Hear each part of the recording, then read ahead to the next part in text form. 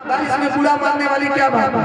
आखिर है जो ससुर को डांटने का बोलने का हक है, तो इतना क्यों बोल रहा? चुप बैठ। अब नंदी माने ही नहीं, ये बात अब ससुर और दामाद की नहीं, ये प्रतिष्ठा अब आगे बढ़ गई है, इसलिए अब मैं भी चुप नहीं रह सकता। देखा सेवन का बीपी हाई हो गया है, कोई दवाई काम नहीं करेगा, तो वहां से सीधे महादेव जी उठ करके चल दी। जहाँ लड़ाई झगड़ा ज्यादा हो, बात समझाने से भी ना समझे, चाहे घर हो, समाज हो, कहीं भी हो, तो जब बात ही नहीं रखेगा तो वहाँ बैठने से कोई फायदा नहीं, बेइज्जती कराने से कोई फायदा नहीं। बस वहाँ से वॉक आउट ही कर जाना चाहिए, वहाँ से उठ के ही चल जाना चाहिए और वहाँ से भोलेनाथ चल। नहीं तो हम लोग भी जब घर में झगड़ा होता है तो सोचते कि कौन पहले अपना नाक कटा है, हम कहाँ चुप रहेंगे, तुम चुप, वो कहेगा तू चुप, हम तो चुप हैं, तू कहाँ चुप है, बस हम टूपेटा तू बस तू में तू से मैं होने लगता है। और कहते हैं बकरी ने मैं किया और कबीर कटायो शीश, अब मैना ने मैना कही मोल भयो 10-20। बकरी का ऐसा ही गर्दन ज्यादा करता, मैं करते रहता था, और जो ज्यादा मैं करे मैं उसका गर्दन कटेगा ही, उसका गर्दन झुकेगा ही। इसलिए गर्दन को बचाना है तो कहो मैं नहीं। संसार में रहने का तरीका है, संसार का काम हो, जैसे ये यज्ञ हो रहा है, करता तो हमेशा कहना ये मेरा नहीं। जो कहे कि डॉक्टर साहब का विचार बाद बाकी कार्य तो समाज का, ये कार्य करने का तरीका है कि श्रेय सबको दे, कि ये भी कुछ भी घर में हो रहा है ये सबके सहयोग से हो रहा है, समाज का भी कोई कार्य सबके सहयोग से हो रहा है। और यदि कुछ गलती हो जाए, त्रुटि हो जाए, तो उसमें दूसरे का दोष नहीं देना कि सबसे सहयोग से ये गलती हुई। उस समय मालिक को खुद उस भार को ग्रहण करना चाहिए, किसमें मेरा ही कमी था जिसके कारण ये गलती हुई, ये त्रुटि हुई। आप लोगों का कोई दोष इसमें नहीं है। दोष हो, गलती हो तो अपने माने लेना, और जो मान बढ़ाई मिले तो वो सब में बांट देना। यही समाज में कार्य करने का तरीका। अब इस तरह से राजा दक्ष तो मैं करने लगा कि मैं ही जो मैं प्रजापति हूँ, मैं पदवी में बड़ा हूँ और कोई कुछ नहीं। तो कहते हैं बात इतनी बड़ी कि सभा ही भंग हो गई। अब जैसे घर परिवार में पति पत्नी में ही झगड़ा हो जाए तो कौन किससे बोले, ये बात सारे पति सोचता है, पहले पत्नी बोले, पत्नी सोचती है पति बोले। आप लोग के घर में झगड़ा होता है कि नहीं होता? क्योंकि आप शिव पार्वती के भक्त हैं, कई लोग राधा कृष्ण के भी होंगे, तो जो भोलेनाथ के शिव पार्वती के भक्त हैं, तो भोलेनाथ और पार्वती मैया में झगड़ा हुआ कभी देखा? सती मैया में भी झगड़ा नहीं हुआ, तो थोड़ा सा सोचे कि मना लेंगे, पर मना नहीं पाए। तो जो भोले के भक्त होंगे, राम के होंगे, कृष्ण के होंगे, उनकी जोड़ी सदैव वैसी ही बनी रहेगी, वैसी ही होगी। और जो भगवान के वैसे भक्त नहीं होंगे तो वही लोग ज्यादा खटपट करते हैं और बाबा जी के मठ पर चले आते हैं। न करो घर में खटपट और न जाओ बाबा जी के मठ पर, छोड़कर घर द्वार जाना हरिद्वार, ये कोई बुद्धिमानी नहीं है। जिसको घर में शांति नहीं मिल सकता उसको बाहर भी शांति नहीं मिल सकती, ये बात गांठ बांध लो। और जो घर में सुखी है वो बाहर भी सुखी होगा, चाहे बाहर हो, घर में झगड़ा करके बाहर बाबा जी ही क्यों न बन जाए, वो बाबा जी बन करके भी आसाम में खटपट करेगा, वहां भी जाकर के प्रपंच करेगा, वहां भी कुछ मैं मेरा की बात ही करेगा, क्योंकि घर में भी झगड़ा करके आया है। घर से कोई झगड़ा करके निकलता है तो बाहर भी होता है कि नहीं होता है? इसलिए घर में शांति चाहते हो तो एक मंत्र याद कर लो, क्या? बस चुपेटा, एकदम चुप रहो। एक आदमी चुप रहेगा, दूसरा कितना भी बोलेगा बोलने दो, नहीं सहा जाता है तो वहां से हट जाओ, वहां से दूर हो जाओ। शांति का मूल मंत्र है बस मौन, और मौन से शक्ति संचित होती है। बस एकदम मौन हो जाओ, सीधी सी। मौन नहीं रह जाता है, अब बोलने का मन करता है तो वहां से हट जाओ, पर हटे कौन? ऐसे घर में पति पत्नी में हो गया झगड़ा, कौन बोले पहले? अब तो कौन बात शुरुआत करे, ये कोई कर ही नहीं रहा है। सब खाना खा रहा है, सब कुछ हो रहा है, पर कोई किसी से नहीं बोल रहा। अब जाना था जल्दी, अब क्या करे? पत्नी को कैसे बोले जगा दे रहा है, क्योंकि वो देर से जगता था, पत्नी जल्दी जगती थी। तो पत्नी को कागज में लिख करके टेबल पर रख देता है, जी सुबह जगा देना, सुबह हमको जो है ट्रेन पकड़ना है इंटरसिटी, जल्दी से हमको पटना जाना है, हमको सुबह जगा देना। अब लिख करके कागज रख दिया, और सुबह क्या होगी? बज गए 8। अच्छा के तो देखते ट्रेन तो कब की, ये जो है झगड़िया पार कर चुकी है, नगछिया से कब तक खुल गई। अब तो नाराज, पर पत्नी से बोल नहीं पा रहा है, क्योंकि बातचीत है, पर बोले तो कैसे बोले? कहा ये भी कितनी देखो दुष्ट है, हमने लिख करके दिया कि जगा देना, फिर भी नहीं जगाई। बोलते बोलते जब नजर टेबल पर पड़ा, देखा एक दूसरा कागज रखा है, और उस कागज में लिखा है, ए जी जग जाइए, सुबह के 4 बज गए। कागज में लिख के दिया था कि सुबह जगा देना, तो भी कागज में उत्तर दिया कि जग जाइए, 4 बज गए हैं। ऐसे कहीं समस्या का समाधान हो सकता है? नहीं हो सकता। एक को तो बोलना ही पड़ेगा, एक को तो झुकना ही पड़ेगा, और जब तक एक एडजस्ट नहीं करेगा तो कभी भी कोई विवाद नहीं सुलझ नहीं सकता। और कोई भी काम सुलझाने के लिए होना चाहिए, न कि उलझाने के लिए। देखो ये यदि बात रहेगा कि हम जो कर रहे हैं वो सुलझाने के लिए कि उलझाने के लिए। उलझाना चाहो तो हर कदम पर उलझन हो सकता है, और सुलझाना चाहे तो हर कदम पर सुलझ सकती है। और सुलझा हुआ व्यक्ति अपने घर को, अपने समाज को, अपने देश को सुलझा सकता है, उलझा हुआ व्यक्ति कुछ नहीं कर सकता। इसलिए हर कार्य सुलझाने के लिए होना चाहिए, जो हो गया सो हो गया, इस भाव से होना चाहिए। देखो तोड़ना बहुत आसान है, पर जोड़ना बहुत मुश्किल है, और जो जोड़ता है तो वही चुभता। जैसे कोई कागज को जोड़ो और उसमें पिन लगाओ, या कपड़ा को ही जोड़ो तो उसमें सुई जो लगती है चुभती है कि नहीं चुभती है? तो जोड़ने वाला तो चुभेगा ही, पर जब जुड़ जाता है तो वो चुभन का दर्द खत्म हो जाता है। कि भले आपने थोड़ा कष्ट कड़वा हमको कष्ट दिया, पर आज हम सब जुड़ गए, आज हम सब एक हो गए। तोड़ने में तो कुछ समय ही नहीं लगता। इसलिए कहा गया, रही मन धागा प्रेम का, मत तोड़ो चटकाए, अटूटे सो फिर न जुड़े, अछूटे काट पर जाए। भोले बाबा ने बहुत कोशिश किया कि संबंध बचा रहे, संबंध टूटे नहीं, वहां से उठ करके चल गए। पर ये बात दक्ष प्रजापति को अच्छी नहीं लगी कि मेरे दामाद के कारण हमको आज अपमानित होना पड़ा। हम अपने दामाद को इस सम्मान का बदला अपमान से लेंगे। बड़ा होशियार समझता है, बड़ा वो देवों के देव महादेव समझता है। तो भोलेनाथ को, महादेव को अपमानित करने के लिए प्रयागराज में उन्होंने बहुत बड़ा यज्ञ रखा, और उस यज्ञ में, उस विष्णु यज्ञ में सभी कोई आए, पर महादेव जी को निमंत्रण नहीं मिला, इसलिए नहीं आए। सभी देवगण आए, सभी ऋषि मुनि आए, यहाँ तक कि रोहिणी अपने पति चंद्रमा के साथ जा रहे हैं विमान पर। मैया सती का नजर पड़ा, और मैया सती कहने लगी, अरे ओ सखी, इतनी सज धज करके कहाँ जा रही हो? रोहिणी ने कहा, कहीं और नहीं, तुम्हारे पिताजी के यहाँ जा रहे हैं। कारी सखी तुम जा रही हो मेरे पिताजी के यहाँ, क्या बात है?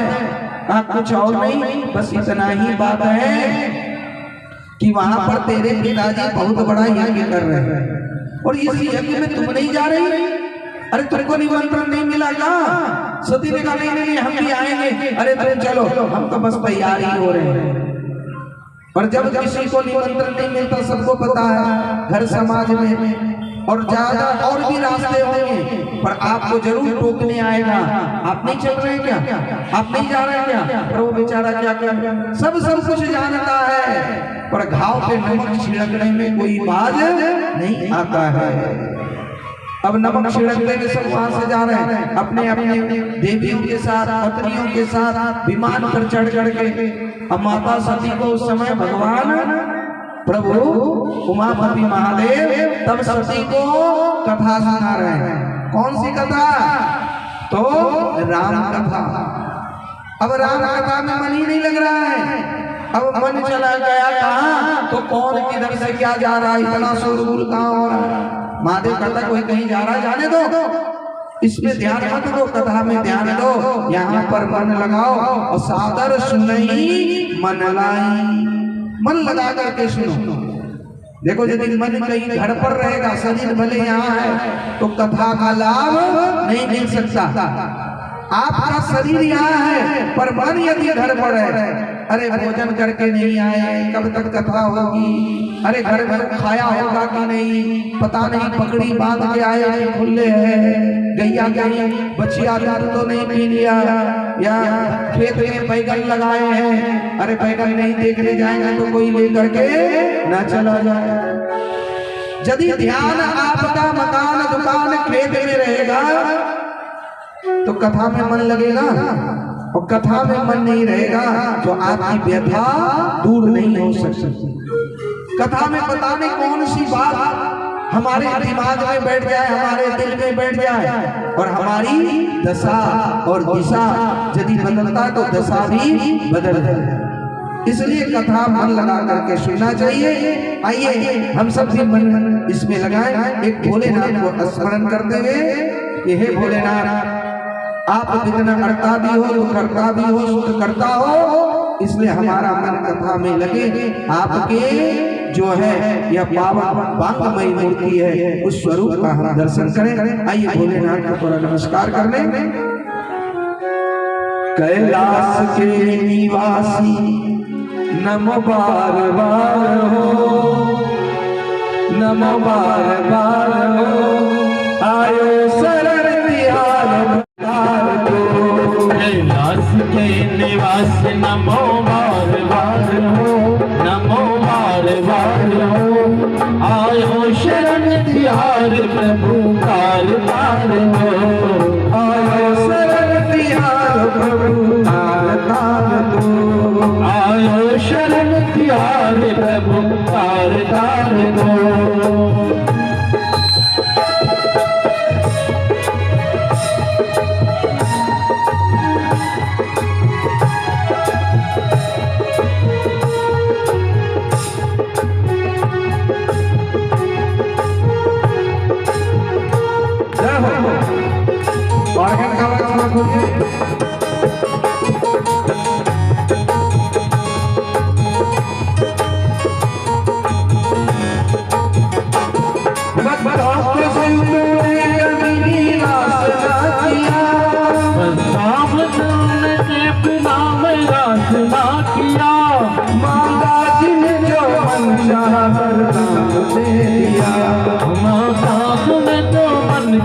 वरदान दे दिया, बड़ा तेरा बड़ा बकार दो, बड़ा तेरा मायन बड़ा बकार दो, आयो शरण तिहार प्रभु तार तार दो, आयो शरण तिहार प्रभु तार तार दो। कैलाश के निवासी नमो बार बार हो, नमो बार बार हो, आयो शरण तिहार प्रभु तार तार दो, आयो शरण तिहार प्रभु तार तार दो।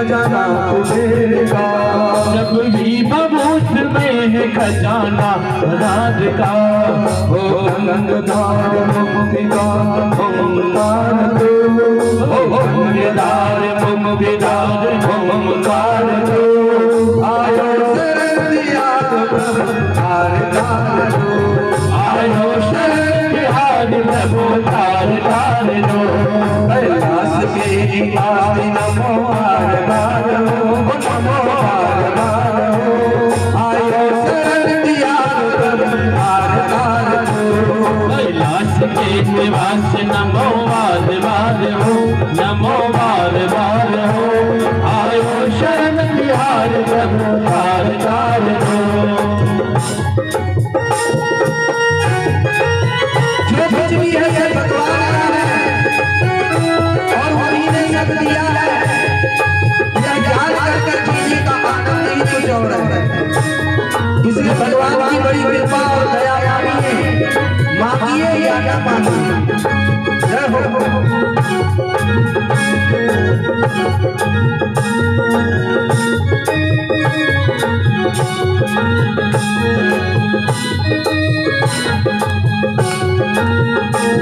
क्या क्या नहीं दिया हमें, हम क्या प्रमाण दे, क्या क्या नहीं मिला तुम्हें क्या बगान दे, क्या क्या नहीं दिया हमें, हम क्या प्रमाण दे, क्या क्या नहीं मिला तुम्हें क्या बगान दे, बन गए सब लोग तेरे नाम से, बन गए सब लोग तेरे नाम से, जय दिया जीवन दिया कितना उदार दो, जय दिया जीवन कितना उदार दो, आयो शरण दिया सब तार तार दो, आयो शरण बिहार प्रभु तार तार दो, कैलाश के निवास नमो बार बार हो, नमो बार बार हो, आयो शरण दिया प्रभु तार तार दो, आयो शरण बिहार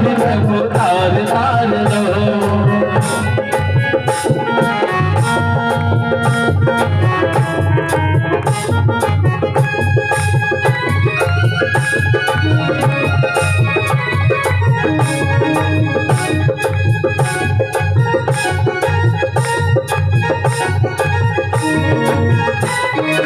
जय हो, हर हर महादेव, ताली बजा लेंगे।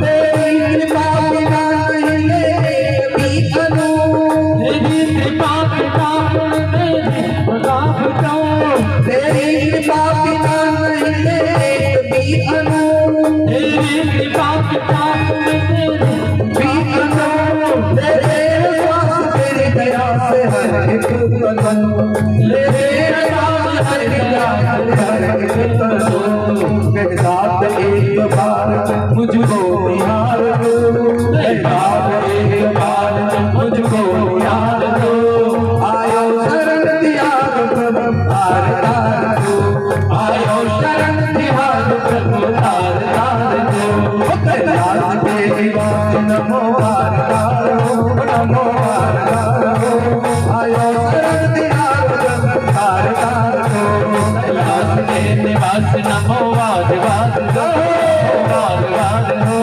आयो शरण बिहार प्रभु तार तार दो, कैलाश के निवास नमो बार बार हो, नमो बार बार हो, आयो शरण बिहार प्रभु तार तार दो, कैलाश के निवास नमो वाद वाद हो, नमो वाद वाद हो, आयो शरण बिहार प्रभु तार तार दो, कैलाश के निवास नमो बार बार हो, नमो बार बार हो, आयो शरण बिहार प्रभु तार तार दो, कैलाश के निवास नमो वाद वाद हो, नमो वाद वाद हो, आयो शरण बिहार प्रभु तार तार दो, आयो शरण बिहार प्रभु तार तार दो।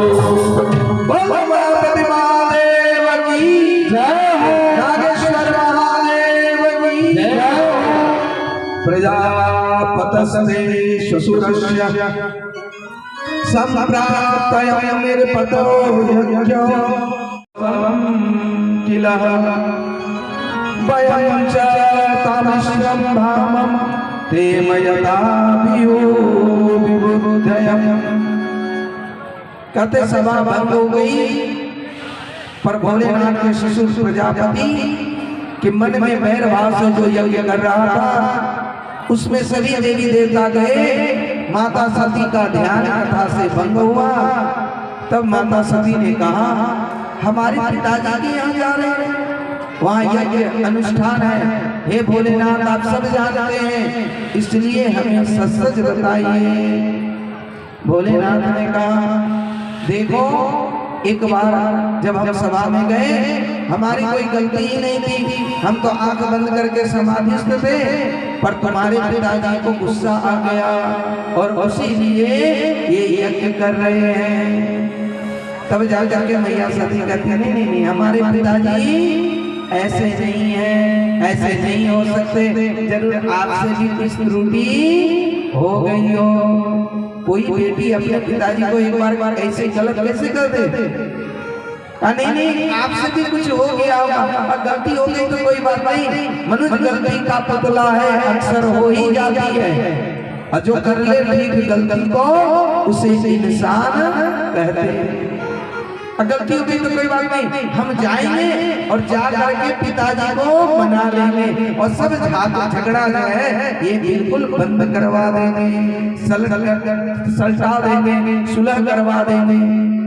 भोलेनाथ ने कहा, नहीं मानने वाले हो, अभी बीपी एकदम से हाई है, ये जल्दी उतरने वाला नहीं है, इसलिए वहां नहीं जाना ही अच्छा है।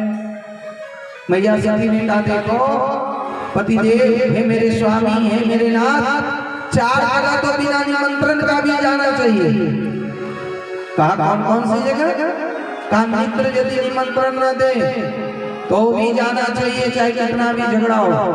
पर जब शादी विवाह या ऐसा कोई प्रसंग आए, या भजन कीर्तन या कथा जहाँ हो रहा हो और वहाँ किसी को निमंत्रण न मिले, या कितना भी झगड़ा हो, पर कथा पंडाल भजन कीर्तन में वहाँ भी जाना चाहिए। यानी गुरुजन से कोई नाराज भी हो जाए तो गुरु के पास जाना चाहिए, मित्र के पास बिना निमंत्रण का जाना चाहिए। और माता पिता भी कितने भी नाराज हो जाए तो माता पिता के बिना बुलाने पर भी जाना चाहिए। कहा, देखो सती, जाना चाहिए, बात सही है, पर यदि जाने से किसी को खुशी न मिलती हो तो वहां जाने में कोई भलाई नहीं है। आवत ही हर से नहीं, नयन नहीं सने, तुलसी वहां न जाए, चाहे कंचन बरसे। जहाँ जाने से हर्ष न हो तो कहते हैं तुलसीदास जी की वहां मत जाइए, चाहे कितना भी सोना चांदी का दान दे, चाहे कितना भी मिष्ठान मेवा पूरी क्यों न खिलाए, हलवा पूरी, पर वहां जाने से भलाई नहीं। पर माता सती के हृदय में तो भूत सवार था कि हमें तो पिता के यहाँ जाना ही जाना है। वह सोच रही थी कि सभी बहनें आएंगी, एक एक करके कितने घरों में जाएंगी, और वहाँ सभी बहनों से भेंट मुलाकात हो जाएगा, पिताजी से भी बात कर लेंगे और यज्ञ में निमंत्रण भी पूर्ण लेंगे। हे भोलेनाथ, आप नाराज मत होइए, चलिए मेरे साथ। भोलेनाथ ने कहा, नहीं, जाना ठीक नहीं है, बस अपना भजन करो, कहीं जाना ना आना, लेना ना देना, बस मगन रहना। भैया सती कहने लगी, हम किसी के यहाँ नहीं जाएंगे तो कोई हमारे यहाँ कैसे आएगा? क्या जरूरत भी नहीं, हम चाहते भी नहीं कि कोई हमारे यहाँ आए और हम किसी के यहाँ जाएं। देखो, जिसको अध्यात्म के पथ में जाना हो, एक बात गांठ बांध लो, ये घर घर घूमना अच्छी बात नहीं है। ज्यादा मिलना जुलने से भक्ति नष्ट होती है और ज्यादा रिश्तेदारी में भी भजन कीर्तन नहीं हो पाता है। इसलिए एक जगह शांत मौन स्थिर होकर के भगवान का भजन करते रहना चाहिए। पर ये बात समझ में मैया सती को नहीं आया। अब मैया सती कहने लगी है बोले ना जाना चाहिए, नहीं जाएंगे तो कैसे होगा। इस प्रकार से वह तो हट कर ली, जिद कर भोलेनाथ ने कहा देखो यदि तुमको जाना है तो जाओ, पर मैं नहीं जा सकता। तब जाकर के माता सती कहती है अरे मेरे पिताजी लगते तो आपके भी तो ससुर लगते हैं, और आपके ससुर जी यज्ञ कर रहे हैं। प्रजापति ससुरस्य संप्राप्तम निर्यतम यज्ञम मनोहरतम किलम। बहुत बड़ा यज्ञ कर रहे हैं आपके ससुर जी। किसी से कोई बात मनवाना हो तो उसके संबंध को उससे जोड़ दो, अपना संबंध मत जोड़ दो। आज मैया सती करें मेरे पिताजी नहीं आपके ससुर जी का, वो हम सब समझ रहे हैं। पर मेरे ससुर जी अभी राजी नहीं है और हमें नहीं बुलाए तो हमें जाने का भी जरूरत नहीं है, और हम ज्यादा मान बढ़ाई भी नहीं चाहते। भोलेनाथ क्या कह रहे हैं हमें मान सम्मान की इच्छा भी नहीं है, और किसी को भी नहीं चाहना चाहिए, चाहे संत महात्मा उनको भी नहीं चाहना चाहिए। पर क्या करें नहीं जाता है। तो यही पंक्ति याद आती है उस समय कि जब से आई मान बढ़ाई तब से किस्मत फूटी, जब से आई मान बढ़ाई तब से किस्मत फूटी, और स्वामी स्वामी भजन लगे लगन राम से छूटी। जब ज्यादा लोग आपसे मिलने जुलने आने लगेंगे ना तो फिर भगवान का भजन नहीं होता है, लगन राम से छूटी जाता है, भगवान से लगन छूटी जाता है। इसलिए भगवान का भजन करने वाले को ये नाते रिश्तेदारी फ्रेंड सर्कल को जितना कम से कम हो वो करना चाहिए। भोलेनाथ का प्रवचन का कोई असर नहीं हुआ। मैया सती कहने लगे हे भोलेनाथ नहीं जा रहे हैं, कहा जाओ, हम कहाँ मना कर रहे हैं, तो आपकी आज्ञा है कि नहीं? का आज्ञा हम तो कहते नहीं जाने से ही बुलाई है, फिर आज्ञा क्या मांग रहे? नहीं आप आज्ञा देंगे तो कहा तुम्हारी जो मर्जी है वो करो, हम आज्ञा भला क्यों दें? तब कहा नहीं प्रभु आप साथ में चलते बाहर तो जाएंगे ही नहीं। जब ज्यादा जिद करने लगे तो भोलेनाथ जो है आंख बंद करके समाधि में बैठ गए कि जाओ तुमसे बोलेंगे अन्ना बात बढ़ेगा। ये देखिए झगड़ा सा लड़ने का भी बोले ना शांति यदि चाहते हो तो चुप रहो। भोलेनाथ ने अपना मुंह बंद कर लिया और ध्यान और ध्यान करने लगे, और इस प्रकार से तुम्हें ही बाबा भी भजन करते हैं कि ध्यान अभ्यास करो सद सदै, चातक दृष्टि बनो लगत लगत चली दुर्ग लगत लगत चली दुर्ग जो मंडल दसधारी हो ध्यान अभ्यास करो सद सदै।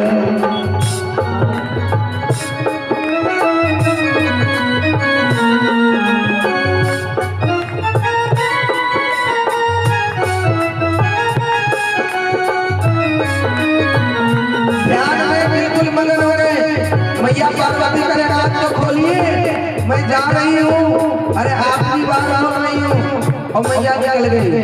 पर यहाँ तो प्रभु जो है रात के ध्यान में मग्न हो गए, और जब आप ध्यान में बैठते हो तो क्या होता है लख लख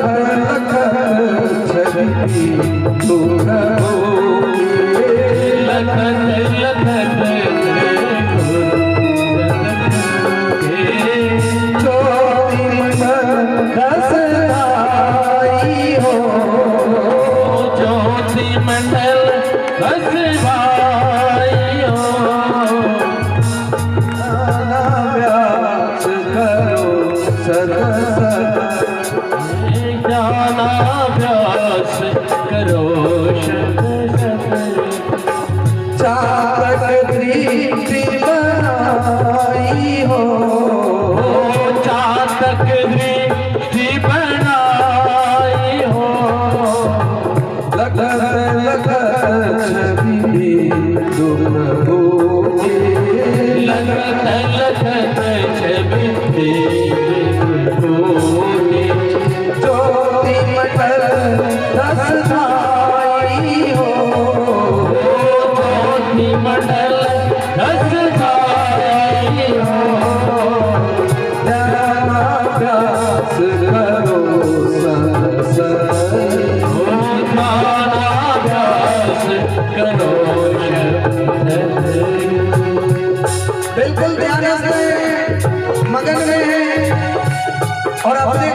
भी ऐसा होना चाहिए, बिल्कुल भगवान का नाम जपते रहना चाहिए। क्यों कहते हैं राम नाम गुण सतगुण सारा,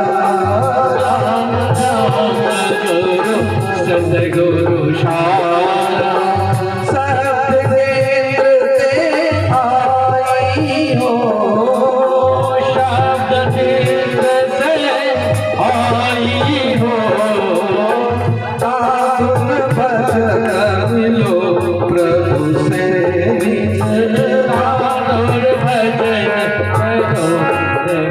करो आवागमन साई हो, आवागमन साई हो,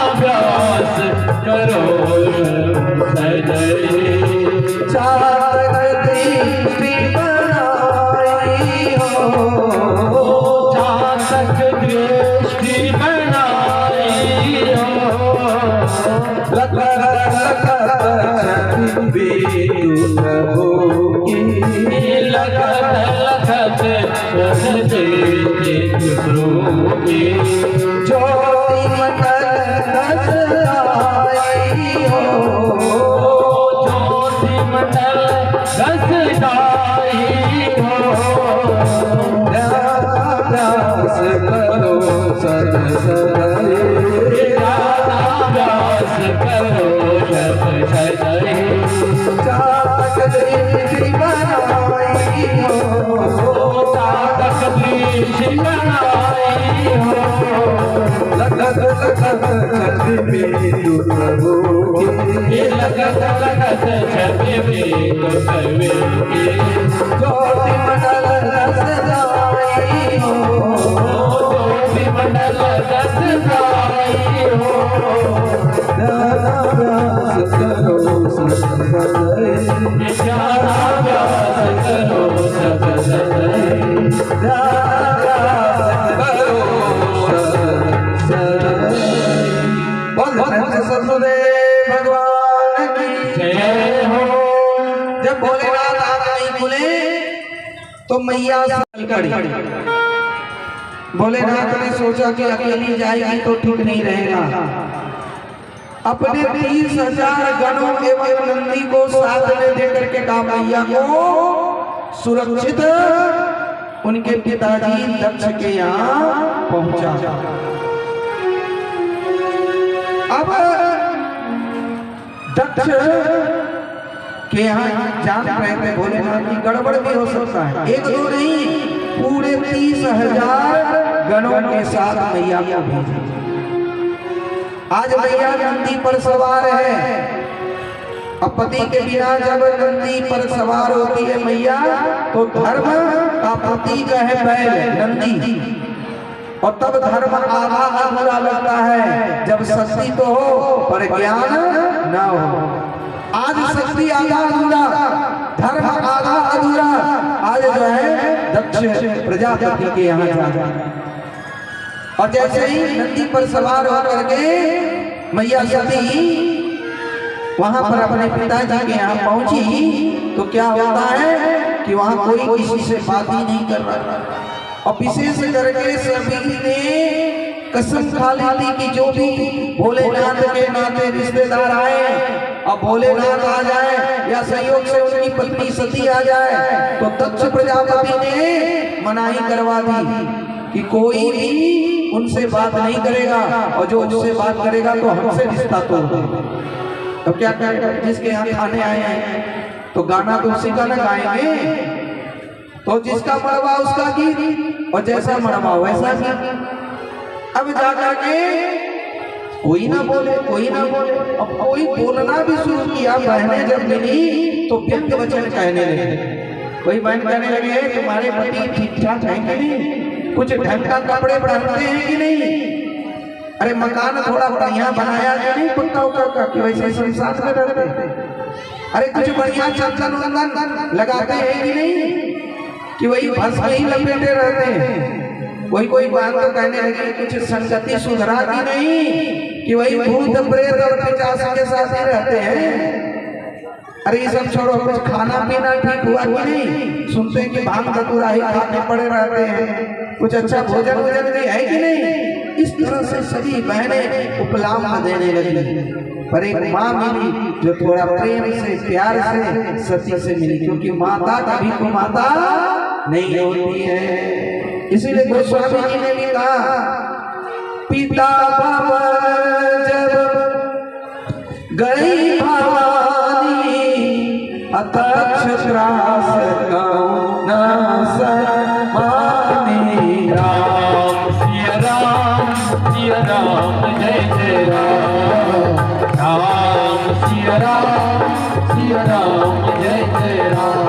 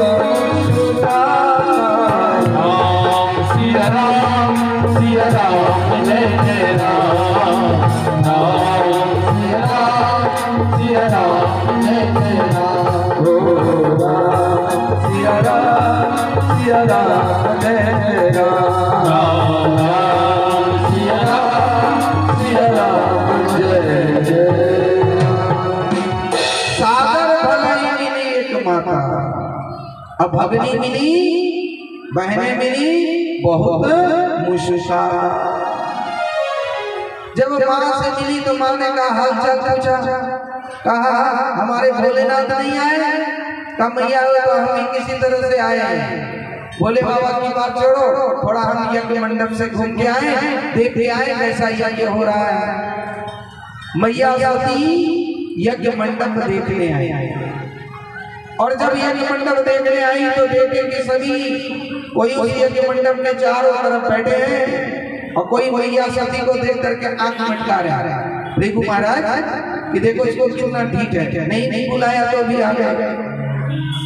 पूछा महाराजा ने दाढ़ी को ऐसे साला रहे, अच्छा आगे बड़ी निर्लज्ज हो, निमंत्रण नहीं दिया फिर भी आ गए, तो अपने दाढ़ी पे हाथ ऐसे जो है सहलाते हुए बड़े हंस रहे थे। भक्त महाराज उसमें बड़ा नयन मटका रहे थे, आ गई इस तरह से नयन मटका रहे थे, पर मैया सती ने इन सब पर ध्यान नहीं दिया। जब यज्ञ मंडप में पहुंची, प्रवेश की, तब क्या देखती है कि सबके लिए हिस्सा है, सभी देवी देवताओं के लिए हिस्सा है, पर भोलेनाथ के लिए कोई भी हिस्सा नहीं है। जैसे होता है ना, आप सबको सम्मान करो और किसी एक को ना करो तो कैसे गुस्सा आता है। भले वो आए ना आए, पर न आने पर भी उसका हिस्सा सुरक्षित होना चाहिए। जब देखा भोलेनाथ का कोई हिस्सा नहीं है, माता सती को बड़ा क्रोध आया। एक तो निमंत्रण भी नहीं दिया, ऊपर से उसका हिस्सा भी नहीं है, अरे उसका भाग भी नहीं है। तभी जा के माता सती अपने क्रोध को नहीं रोक सकी, कहे समम कर कल्याण करोति शंकर। जो शंकर सबका कल्याण करने वाले हैं, सबका हित करने वाले हैं, सभी पर दया करने वाले हैं, उसी के प्रति ऐसा कुभाव, ऐसा कुविचार ये मैं सहन नहीं कर सकती। क्योंकि मैं यदि अब इस मुंह को लेकर के अपने पति महादेव के पास जाती हूँ तो महादेव कहे आओ दक्ष कुमारी, आओ दक्ष कुमारी, वो जीवन भर हमें उपलावा दे दे। इसलिए अब ऐसे दुराचारी दुराग्रही हम अपने पिता का ये शरीर नहीं रख सकते, क्योंकि जो शिवद्रोही है और जो शिवद्रोही का संग कर ले और जो शिवद्रोही है, ऐसे जो गलत शिव चर्चा करे अर्थात जो शिव की निंदा करे, कहते हैं उनके संग करने वाले को भी वैसा ही पाप मिलता है जो निंदा करता है। और कहते ये पाप कब तक बना रहता है, तो कहते जब तक सूर्य और चंद्र बना रहता है। इसलिए हम तो हरि तत्व के पुत्री हैं, हम इस शरीर को अब रख नहीं कर सकते। तभी माता सती कहने लगी, सुनाऊं सदा सदा सकल मुनींदा, कहीं सुन जीना शंकर नीता। राम सिया राम जय जय राम, राम सिया राम जय जय राम। ओ असगई जोर गगन तनुजा, भयो सकल महान। राम सिया राम जय जय सिया राम, राम सिया राम जय जय सिया राम। असगई जोर गगन तनुजा, भयो सकल महान। राम सिया राम जय जय सिया राम, राम सिया राम जय जय सिया राम। पिता पवन असगई तत् प्राणौ सन्मानी। राम सिया राम जय जय सिया राम, राम सिया राम जय जय सिया राम। सागर मन नहीं एक बार भगनी की सुदाता। राम सिया राम जय जय सिया राम, राम सिया राम जय जय सिया राम। असगई जोर गगन तनुजा, भयो सकल महान। राम सिया राम जय जय सिया राम, राम सिया राम जय जय सिया राम। राम सिया राम जय जय सिया राम, राम सिया राम जय जय सिया राम। राम सिया राम जय जय सिया राम, राम सिया राम जय जय सिया राम। राम सिया राम जय जय सिया राम, राम सिया राम जय जय सिया राम। राम सिया राम जय जय सिया राम, राम सिया राम जय जय सिया राम। राम सिया राम जय जय सिया राम, राम सिया राम जय जय सिया राम। राम सिया राम जय जय सिया राम, राम सिया राम जय जय सिया राम। राम सिया राम जय जय सिया राम, राम सिया राम जय जय सिया राम। राम सिया राम जय जय सिया राम, राम सिया राम जय जय सिया राम। राम सिया राम जय जय सिया राम, राम सिया राम जय जय सिया राम। राम सिया राम जय जय सिया राम, राम सिया राम जय जय सिया राम। बोलो राम राम राम, बोलो राम राम राम, राम राम राम, बोलो राम राम राम। राम राम राम बोलो राम राम राम, राम राम राम बोलो राम राम राम। सीताराम राम राम, सीताराम राम राम, सीताराम राम राम, सीताराम राम राम। राम राम राम सीताराम राम राम, राम राम राम सीताराम राम राम। राम सिया राम जय जय सिया राम, राम सिया राम जय जय सिया राम। राम सिया राम जय जय सिया राम, राम सिया राम जय जय सिया राम। राम सिया राम जय जय सिया राम, राम सिया राम जय जय सिया राम। राम सिया राम जय जय सिया राम, राम सिया राम जय जय सिया राम। राम सिया राम जय जय सिया राम, राम सिया राम जय जय सिया राम। राम सिया राम जय जय सिया राम, राम सिया राम जय जय सिया राम। राम सिया राम जय जय सिया राम, राम सिया राम जय जय सिया राम। राम सिया राम जय जय सिया राम, राम सिया राम जय जय सिया राम। राम सिया राम जय जय सिया राम, राम सिया राम जय जय सिया राम। राम सिया राम जय जय सिया राम, राम सिया राम जय जय सिया राम। ओ पार्वती पतये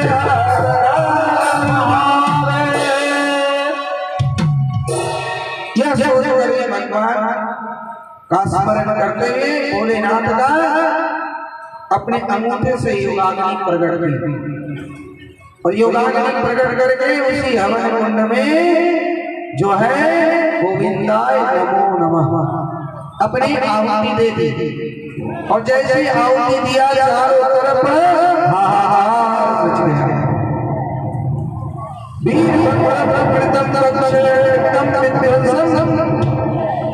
और उस यज्ञ में जितने गण आए थे सब जाकर के मारने के लिए दक्ष प्रजापति को दौड़े।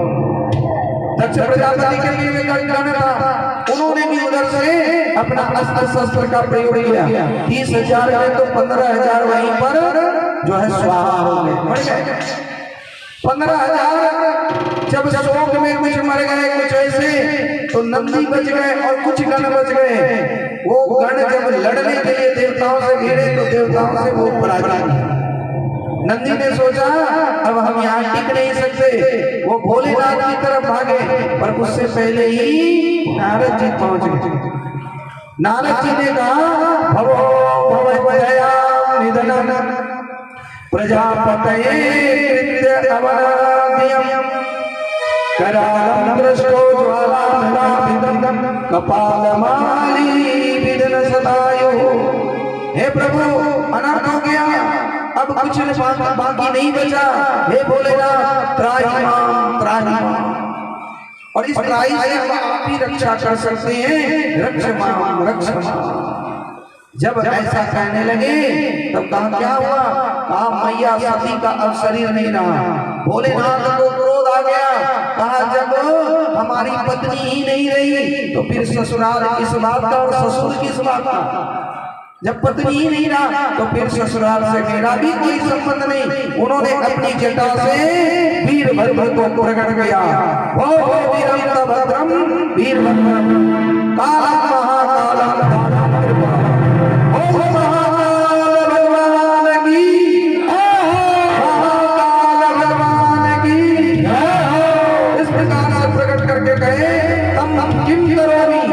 तो कहा दक्षम संज्ञाई, दक्ष यज्ञ में तुम जाओ और उसके यज्ञ को विनष्ट कर दो। तब बड़ी वेग से तूफान से जो है वीरभद्र अपने गणों को लेकर के वायु वेग से चलने लगे। वातावरणते नाही न संते त्रया प्राचीन वही तवन्ते दावान तवन्ते आनाकूले रतो लोभा किम प्रलय कल्पते। सभी देवी देवता डर गए। अरे इतनी बड़ी आंधी, ये तूफान, ये प्रलय कैसे आ रहा है? जोरों की आंधी तूफान चल रही है। अब तो देवता वहां से डर के भाग रहे हैं। श्री ब्रह्मा और विष्णु भी वहां बच के निकल गए। यहाँ रहना ठीक नहीं है। होशियार आदमी पहले पतली गली से निकल जाता, अब बुड़बक सब बैठा रहता, देखेंगे क्या होगा। तो जो ढीठ था, जो थोड़ा अखड़ू था, जो मूड था, वो बैठा रहा, और जो बैठा रहा तो उधर से आ गया वीरभद्र। ओ भद्रम वीरम। अब जैसे आया तो उसने कहा तू साकीदर भागा, तो पकड़, और ऐसी आंख दोनों फोड़ दी कि वहीं पर वह अंधे अन्नत को प्राप्त हो गए। अब जाकर के उसने भृगु को पकड़ा है। वहां तो जो दाढ़ी पे हाथ रख रहा था, उसकी दाढ़ी नोच डाली। किसी के हाथ तोड़े, किसी के पैर तोड़े, किसी के तो पूरे दांत ही तोड़ दी। ये ज्यादा दांत दिखा रहे हैं। अब दांत तोड़ा, अब तो जो अकड़ा का बोला भागो, जान बचेगा तो लाखों पाएंगे। सबको पकड़ पकड़ के किसी को तो अग्निकुंड में स्वाहा। दक्ष कहने लगा तू उधर क्या भेड़ रहा है? वीरभद्र ने कहा हम तो तुम्ही को ढूंढ रहे थे। अब उसका सिर को भेदन करे, कांटे पर कटी नहीं रहा, भेदन करे तो हो ही नहीं रहा, क्योंकि दक्ष को भी वो वरदान आ रहा था। तभी जाकर के क्या किया, वीरभद्र ने उसके सर को ऐसे घुमाया, ऐसा मचोड़ा कि मचोड़ करके तोड़ करके अलग किया, और हवन कुंड में स्वाहा। अब तो चारों तरफ हाहाकार मच गया। अब जो बचे खुचे थे तो जो यज्ञ का रायता बना था, भंडारा बना था, किसी को सब्जी में डुबा के मारा, किसी को रायते में डुबा के मारा। चारों तरफ यज्ञ ध्वंस हो गया। वीरभद्र यज्ञ को नष्ट करके भगवान भोलेनाथ के पास आए। भोलेनाथ ने कहा तुम आज से मेरा कार्य सिद्ध किए हो, इसलिए गणों में तुम प्रथम रहोगे। हे वीरभद्र, तुम्हें हम प्रमथ गण बनाते हैं, और इस प्रकार से वीरभद्र को प्रमथ गण बनाए। बोल महाकाल भगवान की जय, महाकाल भगवान की जय। अब तो विष्णु जी को लगा ये घटना कैसे घट गई और हमारे साथ कैसे घट गया। विष्णु जी को पूर्व जन्म की बात याद आ गई, पूर्व घटना याद आ गई। शिव पुराण में साफ लिखा है कि जब राजा दधीची, जो कि ब्राह्मण थे, और राजा दधीची चवन ऋषि के पुत्र थे, ऐसे चवन नंदन दधीची राजा छू के मित्र थे। अब दोनों में एक बार वाद विवाद हो गया, राजा दधीची में और छू में। विवाद ये हुआ कि दधीची कहने लगे कि देखो वैश्य, शूद्र और क्षत्रिय इनसे बड़ा ब्राह्मण होता है। और छू कहने लगा कि नहीं नहीं, राजा सबसे बड़ा होता है, क्योंकि छू था राजा। और दधीची थे ब्राह्मण, और जो जैसा होता है वो अपने को ही बड़ा मानता है। बाद बाकी ना कोई बड़ा है ना कोई छोटा है, सब बराबर है। हाथ कहे हम बड़ा, पैर कहे हम बड़ा, और दांत कहे हम बड़ा, और जीभ कहे हम बड़ा, और सब काम करना छोड़ दे तो बेचारा पेट का क्या होगा? तो ये शरीर कमजोर होने लगेगा, तो हाथ भी कमजोर हो जाएगा, पैर भी, और दांत भी, जीभ भी, सब एक दूसरे से सब जुड़ा हुआ है, और एक दूसरे के बिना हर कोई अधूरा है। यहाँ कोई बड़ा नहीं, कोई छोटा नहीं। एक झाड़ू लगाने वाला झाड़ू न लगाए तो कोई बाबा भी कहाँ बैठे, इस जगह बैठे ना। इसलिए जिसको जो काम मिला है और अपने काम को बड़ी खूबसूरती से करता है, वास्तविक रूप से वही बड़ा है, वही महान है, दूसरा कोई बड़ा है ही नहीं। फिर भी दोनों में तर्क होने लगा। छुप कहे कि राजा बड़ा, और इधर दधीची कहे कि ब्राह्मण बड़ा, और दोनों में इतना वाद विवाद बढ़ा कि दधीची ने छुप को एक गुस्साई लगा दिया कंधे पर। कंधा गया उसका, जब कंधा टूटा तो छुप से भी नहीं रह गया, उसने भी दधीची का सर धड़ से अलग कर दिया। अब तो हाहाकार मच गया, दोस्ती कुश्ती में बदल गई। अब जाकर के सर धड़ अलग होते ही इधर जान तो थोड़ा रहता है, प्राण रहता ही है शरीर में। दधीची ने शुक्राचार्य जी को याद किया। शुक्राचार्य जी आए, संजीवनी विद्या से दधीची को पुनर्जीवित कर दिया। जब जीवित कर दिया तो दधीची ने कहा इस छूत को हम भी छोड़ेंगे नहीं। अछूत तो वहां से चला गया। कहा ऐसे इसको नहीं मारने के लिए शक्ति चाहिए। उन्होंने शिव की आराधना करना शुरू किया। जब शिव की आराधना करना शुरू किया तो ब्रह्मा जी ने दधीची ऋषि को महामृत्युंजय मंत्र का दीक्षा दिया। पहला देखो महामृत्युंजय मंत्र, ऐसा तो मार्कंडेय ऋषि को मिला था क्योंकि उनको अकाल मृत्यु थी, माता 5 वर्ष की आई, और इधर भगवान खुद भोलेनाथ ने चिरंजीवी का आशीर्वाद दे दिया। तो भोलेनाथ से कहा हम तो कल मरने वाले हैं, हमारी आयु कब रही नहीं। कहा बेटा बस तू महामृत्युंजय का जाप कर, तेरी अकाल मृत्यु होगी ही नहीं। सुबह सुबह बजना है महामृत्युंजय मंत्र। हमारे फोन का भी रिंगटोन है महामृत्युंजय मंत्र। यदि किसी को कठिन बीमारी है, भयंकर बीमारी है और ठीक नहीं हो रही है, तो घर में कम से कम 1 माला महामृत्युंजय मंत्र का जाप कर लीजिए। हम ये नहीं कहते कि महामृत्युंजय मंत्र का जाप करने से कोई मरेगा नहीं, मरेगा तो सब कोई। निश्चित है मृत्यु निशा आना, तुम दिशा बदल दो अमृत की, ऐ पथिक सत्य का अन्वेषण कर लो दिन में तुम। तो ये तो मृत्यु रूपी लाठी आएगी, पर करना क्या है? करना यही है कि जो महामृत्युंजय मंत्र का जाप करेगा तो मृत्यु कष्टकारी नहीं होगा, मृत्यु दुखदाई नहीं होगा, वह मरेगा भी तो आराम से मरेगा। ये महामृत्युंजय मंत्र की दीक्षा सर्वप्रथम ब्रह्मा जी ने किसको दिया? दधीची को। अब दधीची जी उसी मंत्र को लेकर के जप रहे हैं। वो मंत्र क्या है? ओम त्रयंबकम यजामहे सुगंधिं पुष्टिवर्धनम् उर्वारुकमिव बन्धनात्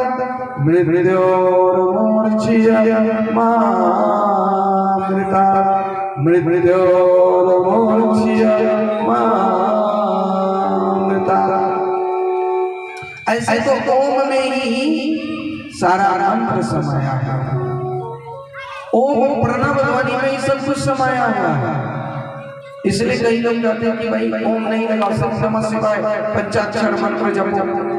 ये पंचाक्षर मंत्र जो है नारद जी ने सर्वप्रथम उमा को दिया, मैया पार्वती को, और उसी मंत्र से उन्होंने शिव तत्व की, शिव जी को प्राप्त किया। उसका भी हम लोग जपेंगे। पर यहाँ पर महामृत्युंजय मंत्र ओम में सब कुछ आ गया। ब्रह्मा विष्णु और महेश, और वो जो चंद्र बिंदु है वो देवी का प्रतीक है। इसलिए यदि कोई ओम भी कर देता है तो ओम में सारा मंत्र समाहित है। ओम की व्याख्या करें तो बड़ा लंबा हो जाएगा, पर इतना जान लो यदि कोई मंत्र न भी हो, आप सुबह सुबह सिर्फ ओम का उच्चारण करते हो। कैसे? मुंह खोल करके ऊ जो है से नाभि से ऊ जो है मुंह खोल करके और मुंह बंद कर लेना।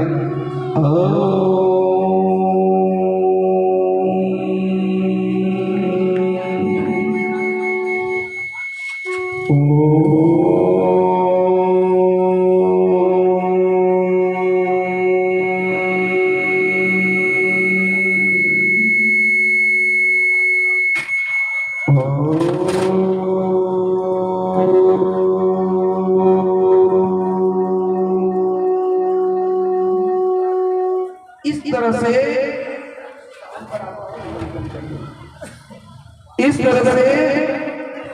जब हम आ ऊ और मा का उच्चारण करते हैं तो आपकी आधी बीमारी ऐसे ही ठीक हो जाएगी।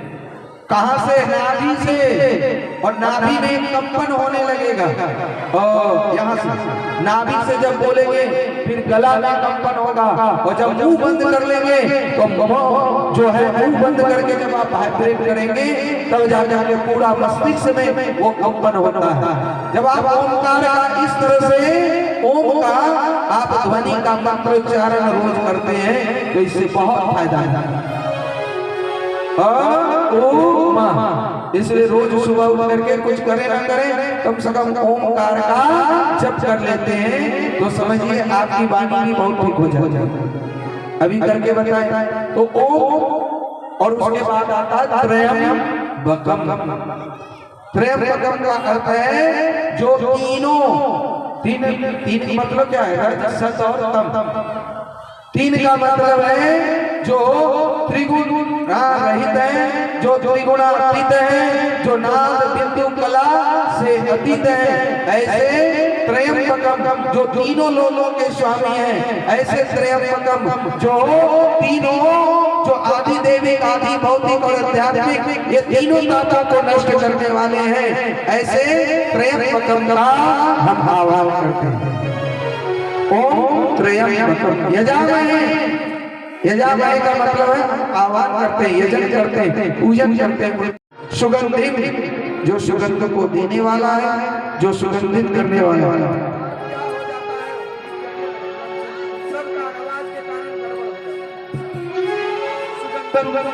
सुगंधित पुष्टिवर्धन। सुगंधित मतलब जो हमारे जीवन को महकाने वाला है, जो हमारे आत्मा को वैसे प्रफुल्लित करके वह परमात्मा से मिलाने वाला है, ऐसे सुगंध को देने वाले पुष्टिवर्धनम और हमको पुष्ट करने वाले जो भगवान है। ओम त्र्यंबकम यजामहे सुगंधित पुष्टिवर्धनम उर्वारुक मिव वन्दना।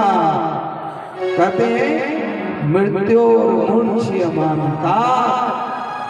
भगवान से क्या प्रार्थना करें? मृत्यु के समय जैसे पका हुआ फल लता से आराम से अलग हो जाता,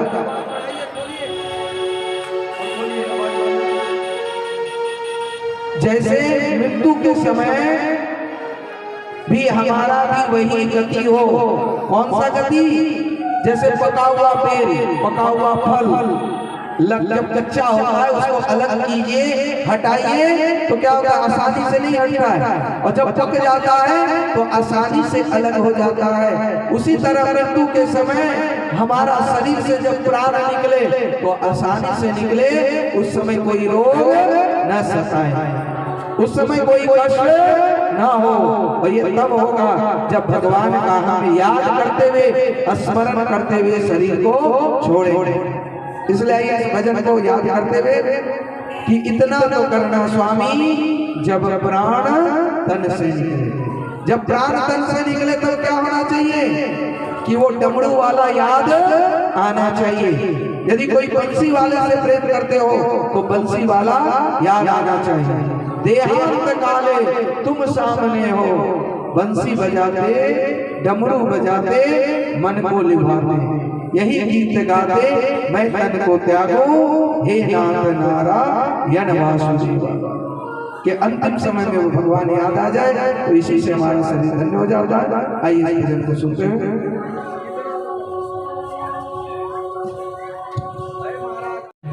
जय महादेव। महादेव ओम नमः शिवाय। हरिओम नमः शिवाय। उठाइए आवाज। ओम नमः शिवाय। हर हर महादेव। जय महादेव।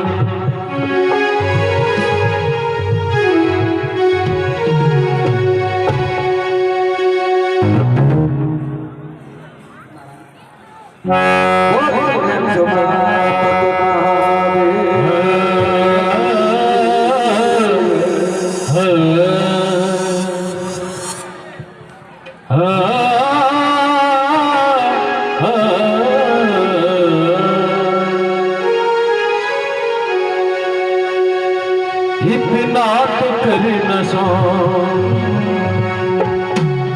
भोलेनाथ,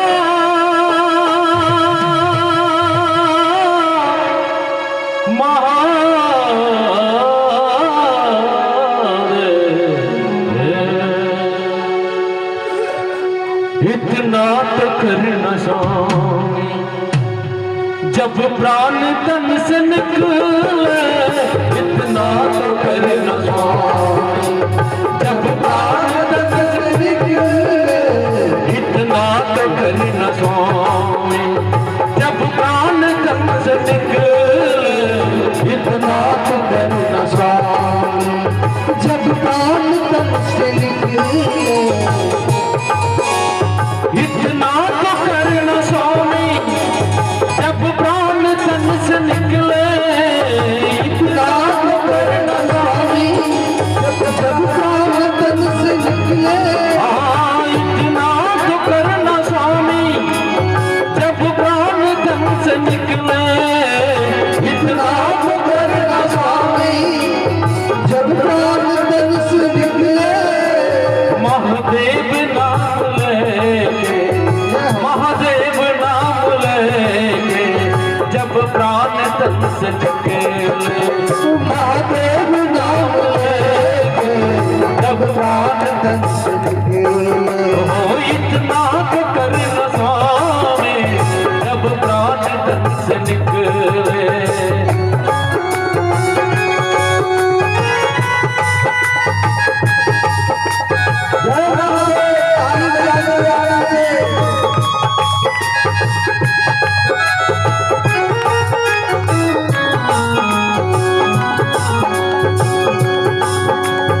श्री गंगा जी का तट हो या जमुना के पास बट हो, श्री गंगा जी का तट हो, यमुना या बंस बट हो, श्री गंगा जी का तट हो या जमुना के पास बट हो, श्री गंगा जी का तट हो, यमुना या बंस बट हो, मेरे बाबा निकट हो, भोले बाबा निकट हो जब प्राण तन से निकले, भोले बाबा निकट हो जब प्राण तन से निकले, इतना तो कर न स्वामी जब प्राण तन से निकले।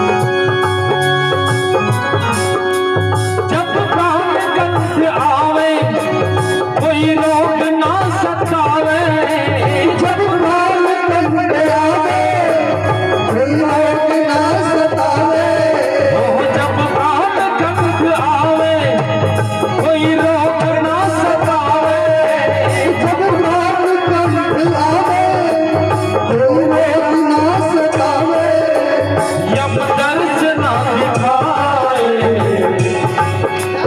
यम दर्श ना दिखाए जब प्राण तन से निकले, यम दर्श ना दिखाए वो इतना तो करना स्वामी जब प्राण तन से निकले। इतना तू करना स्वामी जब प्राण तन से निकले।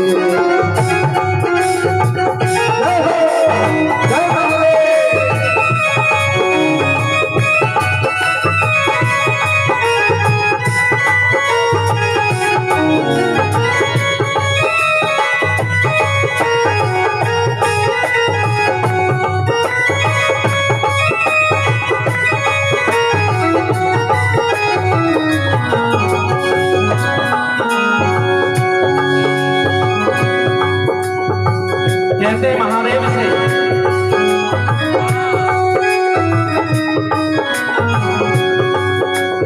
ना कोई उलझन हो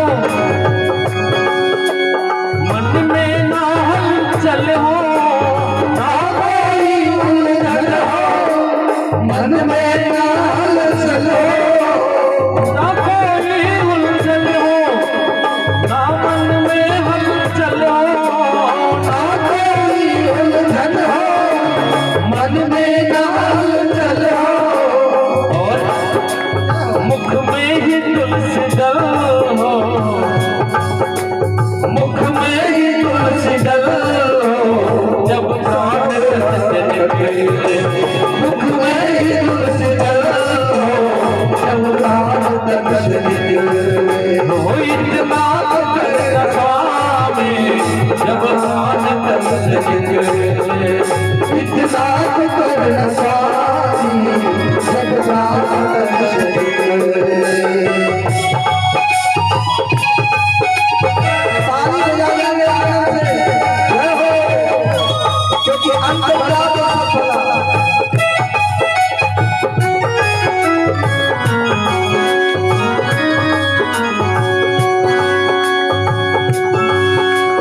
जब भी तो बाबा आना,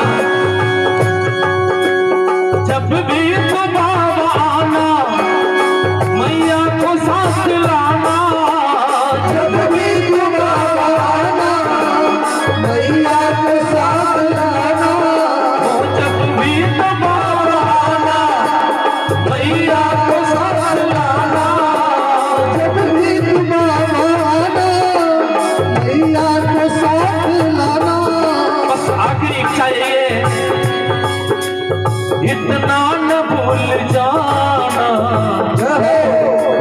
इतना न भूल जाना जब प्राण तन से निकले।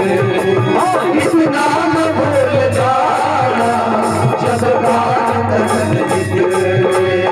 इतना तो करना स्वामी जब प्राण तन से निकले।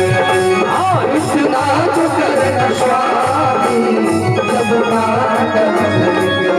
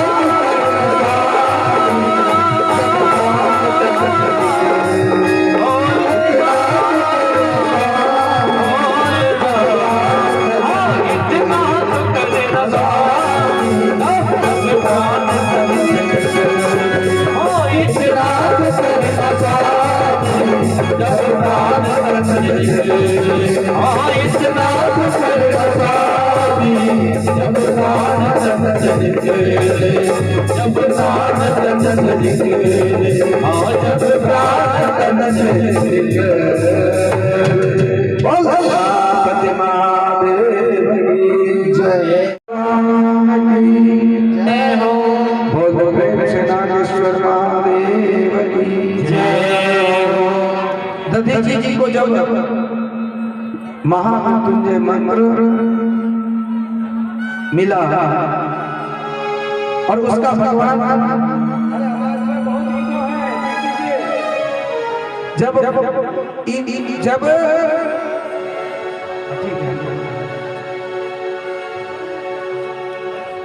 जब बोले उमापति महादेव की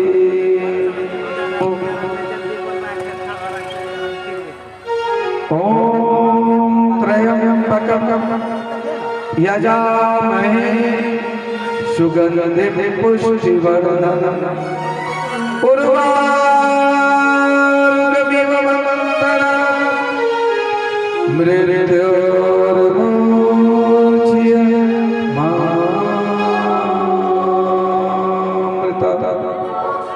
इस मंत्र को जपते हुए भोलेनाथ को प्रसन्न कर।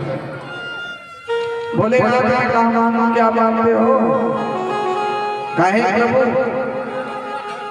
बस आप इतना ही वरदान दीजिए कि कोई हमको पराजित न कर सके, हम अवेद्य हो जाए, अच्छे से हो जाए, हमारी हड्डी ब्रज के समान मजबूत हो जाए और हम आपकी दया से कहीं पराजित न हो। भोलेनाथ ने कहा तथास्तु, क्योंकि तूने महाकाल का महामृत्युंजय मंत्र का जाप किया। दधीची ने जैसे ही हड्डी को ब्रज के समान उस आशीर्वाद को भोलेनाथ से प्राप्त किया तो आते ही छू को ढूंढने लगा, किधर है? छू तो जान गया इसके पास अब ताकत आ गया है, अब टिकना बहुत मुश्किल है। छू ने भगवान विष्णु को याद किया।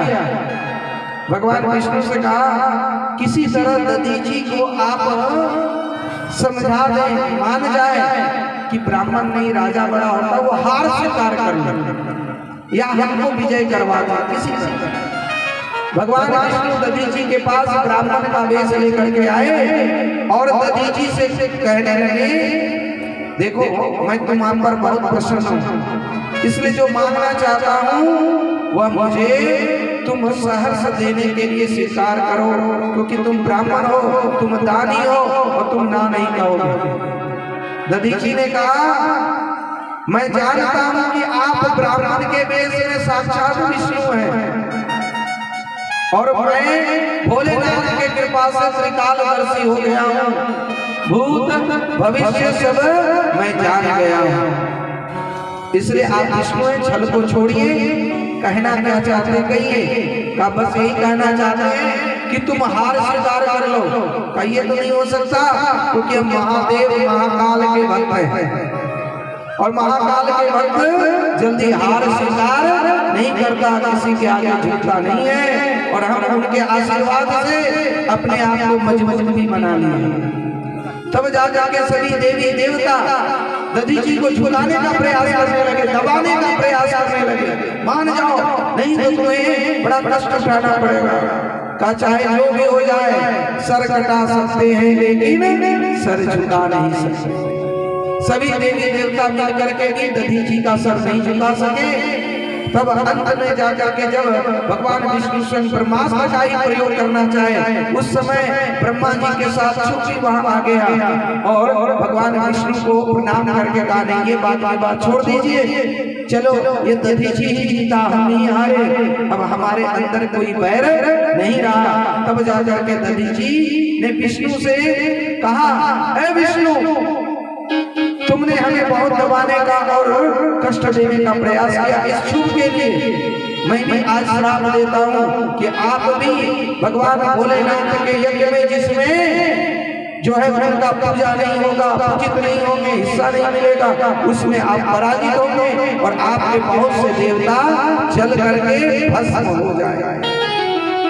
उस दधीची के श्राप के कारण ही आज भगवान विष्णु पराजित हुए, किससे? वीरभद्र से, और पराजित होकर के वे चले गए और बहुत से देवता वहीं जल करके भस्म हुए। तब जाकर के सभी भोलेनाथ के पास आए और भोलेनाथ को मनाने लगे, हे प्रभु आप तो क्षण मनुष्टा क्षणे दुष्टा रुष्टा दुष्टा क्षणे क्षणे, आप तो तुरंत मान जाते, नाराज भी हो जाते तो मान भी जाते, इसलिए हे भोलेनाथ मान जाते। तवं कर्तुस्त्वं हविस्त्वं हुताशं स्वयं देहि मंत्र समाधिपयत्रहि त्वं सुंदरं सुपति दंपति देवता अग्निहोत्रं स्वधासो आज्यः पशु। आप ही सब कुछ हो, आप ही होता हो, आप ही ज्ञाता हो, आप ही मंत्र हो, आप ही हव्य हो, आप ही आह्वान करने पर उस हव्य का भक्षण करने वाले हो। त्वं पुरा गामरस्य महाशूरो रीतस्य पद्मी निवारेन्द्रोयः सुयीनन्दलयोनि भवन्कृतसुखभवस्ततं भूताशं स्वयं भव वयमहिमन्दोषमदीपे भद्राणि च त्वया शव सदा शिवदेवता अग्निहोत्रं सदा स्वः सोमश्चरशोभिः त्वं पुरा स्वय मासूरो दृष्टय पद्मे निवारयोता सूर्यनन्दयोगिभ्य जलवत्रे सारसप्रभासुतं दर्शनं ते परिदर्शनं तत्ब्रह्मादेवीनीयं यस्य विघ्नं क्षय्यायन्ति तस्मै नमः तस्मै नमः तस्मै नमः। हे प्रभु आप ही सब कुछ है, इसलिए मान जाइए, सब प्रसिद्ध आप प्रसन्न हो जाइए। तब भोलेनाथ ने कहा क्या करें? तो अहम ब्रह्माचा सस्त्रियम जगतम कारणम परम, जगत का जिसमें कल्याण हो वही कीजिए। ये यज्ञ पूरा नहीं होगा तो इसमें सिर्फ दक्ष का कुछ नहीं बिगड़ेगा, बल्कि पूरे जगत में अनर्थ आ जाएगा, उसमें कोई अर्थ नहीं रह जाएगा, उसकी स्वार्थ सिद्धि नहीं होगी और जगत का हित नहीं होगा। जगत का हित ही इसी में है कि उस यज्ञ को आप पूरा करवाइए। प्रबल प्रेम के पाले पड़कर प्रभु को नियम बदलते देखा, अपना मान भले टल जाए पर भक्त का मानना टलते नहीं। आज भोलेनाथ सभी के कहने पर, ब्रह्मा विष्णु सभी देवी देवताओं के कहने पर दक्ष प्रजापति के यज्ञ में आते हैं, देखते सब बिखरा पड़ा है।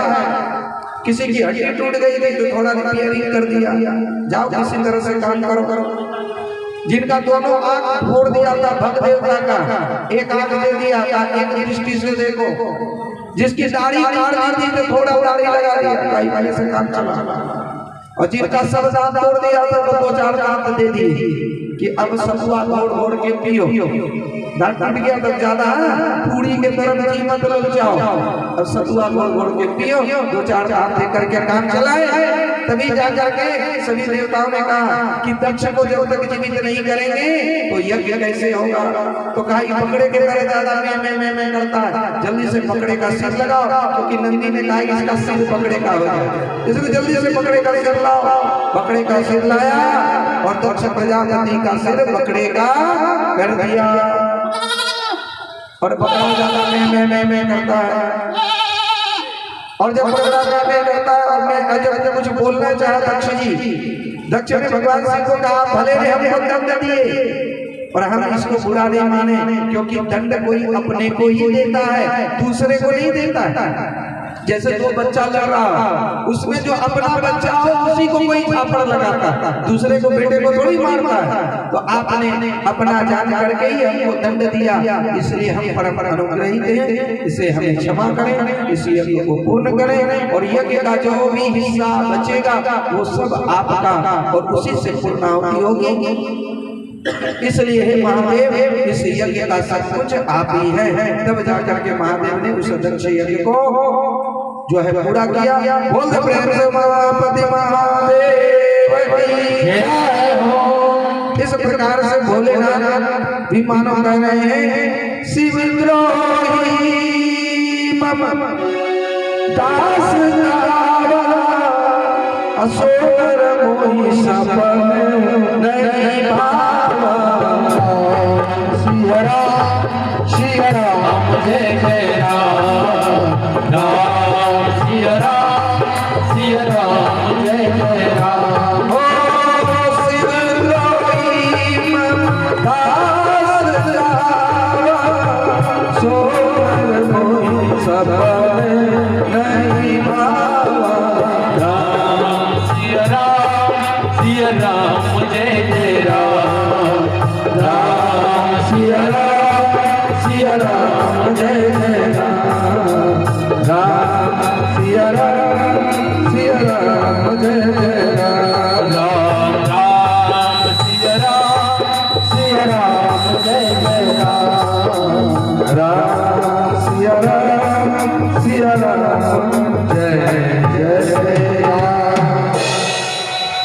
आगे हम सब दक्ष प्रजापति का श्रवण किए, उसमें पितरों को जो है स्वधा नाम की कन्या से विवाह कराया गया।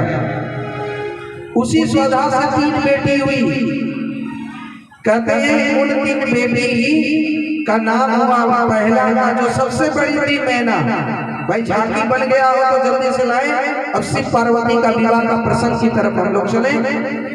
तो प्रथम जो ज्येष्ठ पुत्री थी उसका नाम हुआ मैना। वह स्वधा की कन्या थी और उनका विवाह पितरों से हुआ। और ये पितरों की मानस कन्या थी, मानस पुत्री थी, यानी मन से प्रकट हुई थी, ये माँ के गर्भ से उत्पन्न नहीं हुई थी। तो पहला थी मैना और जो मझली कन्या थी उसका नाम था धन्या, और जो सबसे छोटी थी उस कन्या का नाम था कलावती। आगे चल करके तीनों कन्याएं एक बार जो है वो स्वर्ग गए। स्वर्ग में सभी ऋषि आए थे और वहां पर गान बजाना ये सब चल रहा था। ऋषि मुनि बैठे थे। ये तीनों की कन्याएं गई, कौन? मैना, धन्या और कलावती। जब गई तो वहां पवन जोर से चला, थोड़ा हवा चला तो उनके वस्त्र थोड़ा अस्त व्यस्त हो गए। जब वस्त्र अस्त व्यस्त हो गए तभी वशिष्ठ ऋषि ने श्राप दिया, है कन्याओं, सभा में कैसे बैठना चाहिए तुम्हें पता नहीं है, और तुम साधारण स्त्री की तरह बैठी हुई हो। अरे तुमने मर्यादा का ख्याल नहीं रखा।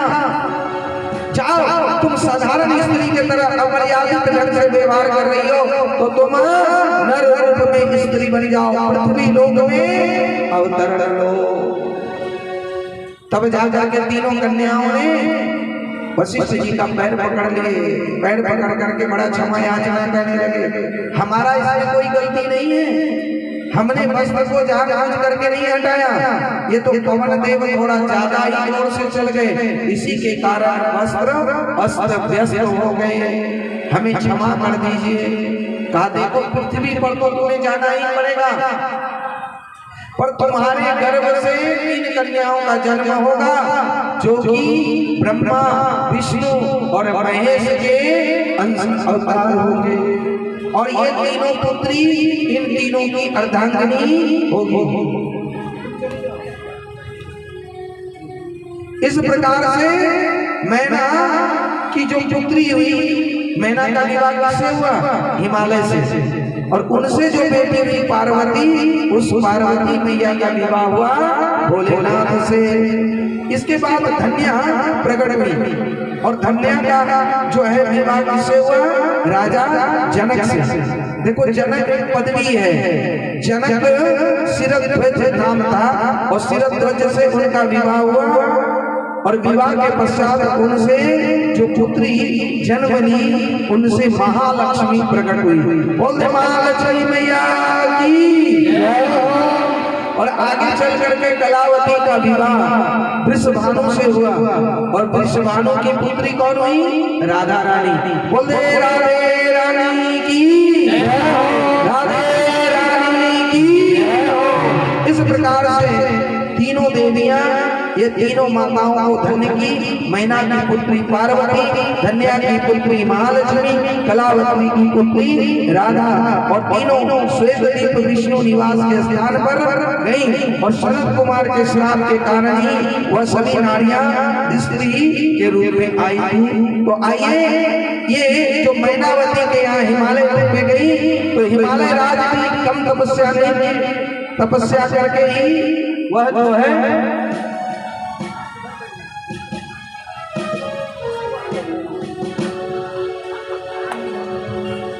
देवताओं सब हिमालय के पास गए और उनसे संस्कृत हो उनकी आराधना की, और विधि बता करके उन्हें एक सुंदर स्थान में जा जाके उनकी स्तुति की। उमा देवी का दिव्य रूप से देवताओं का दर्शन दिए, और मैना को प्रत्यक्ष दर्शन देते हुए मैना से 100 पुत्र और 1 पुत्री का उन्होंने वरदान दिया। देखो हिमालय राज को कोई पुत्र नहीं था, कोई पुत्री भी नहीं था, और बेटा बेटी इतना आसानी से किसी को नहीं मिल जाता। कभी कभी कहते हैं ना, हहेले धन और खखैले ये नहीं होता, फिर भी हम लोग का हाय हाय नहीं जाता और खाओ खाओ नहीं जाता। जीवन में वाह वाह आता ही नहीं है। वाह वाह तब आएगा जब संतोष आए। तो भगवान सब जानते हैं और भगवान बिना तप किए कुछ नहीं देते। जो तप नहीं करता है उसका जीवन उल्टा हो जाता है। क्या हो जाता है? तप का उल्टा पत होता है, उसका पतन हो जाता है जो तप नहीं करता है। आप लोग भी थोड़ा तप के लिए देर तक थोड़ी कथा होती है, 10 से थोड़ा देर हो जाता है, ज्यादा देर हम तो ऐसे भी नहीं करते हैं। पर आइए हम सबके बीच भोलेनाथ और मैया पार्वती आ रहे हैं, राजा दक्ष भी आ रहे हैं और साथ में उनकी सभी कन्याएं आ रही हैं। आइए हम सब उनका स्वागत करें। कईयों की आज उमा जब मैना और हिमालय ने तप किया तो स्वयं माता जगदम्बिका प्रसन्न हो गई और 100 पुत्र और 1 पुत्री का वरदान दिया। वाह भैया, झांकी देखने के लिए आगे और कथा सुनने के लिए पीछे। जय जय श्री राम।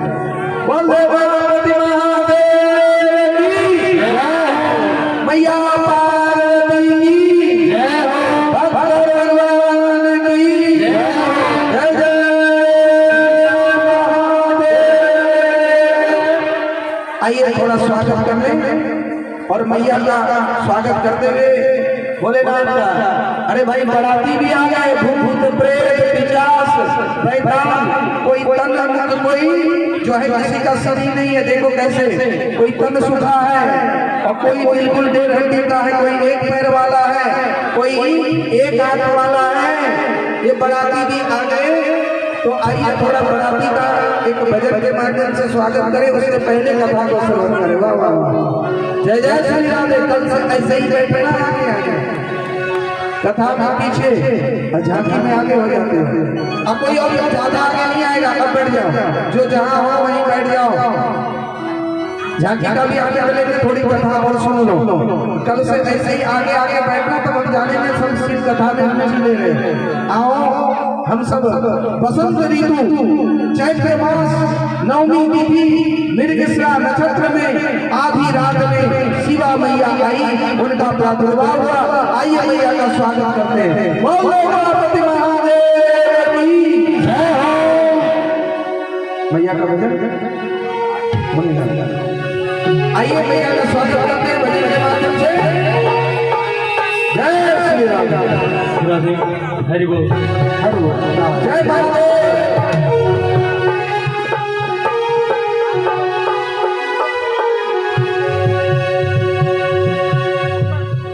लेके पूजा की थाली ज्योति मन की जगाली, तेरी आरती उतारो देवी माँ, तू जो दे सदाशिव ब्रह्मा विष्णु सदाशिव हरदा धारा ओम जय शिव ओंकारा, ओम जय शिव ओंकारा, प्रभु हर शिव ओंकारा, ब्रह्मा विष्णु सदाशिव, ब्रह्मा विष्णु सदाशिव हरदा धारा ओम जय शिव ओंकारा, पुराण पंचानन राधे, शिव पंचानन राधे, हंसानन गरुड़ासन, हंसानन गरुड़ासन, वृषभान साधु